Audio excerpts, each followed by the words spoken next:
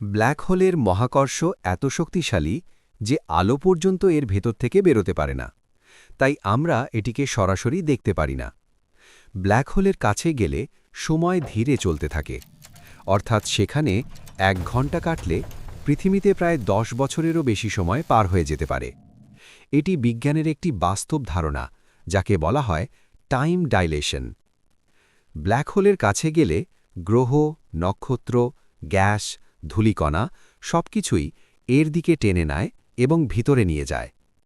Black হোলের ভেতরে কি আছে কেউ জানে না। বিজ্ঞানীরা এখনও নিশ্চিত নন ব্ল্যাক হোলের ভিতরে ঠিক কি আছে। এটি মহাবিশ্বের সবচেয়ে বড় রহস্যগুলোর একটি। বিশাল শক্তি উৎপন্ন করতে পারে। যখন কোনো বস্তু ব্ল্যাক হোলের দিকে পড়ে, তখন প্রচুর শক্তি ও আলো তৈরি হয়। এটি মহাবিশ্বের সবচেয়ে শক্তিশালী শক্তির উৎসগুলোর একটি হতে পারে। মহাবিশ্বের সবচেয়ে বড় ব্ল্যাক হোল। কিছু ব্ল্যাক হোল এত বড় যে এগুলোর ভর লক্ষ কোটি সূর্যের সমান হতে পারে।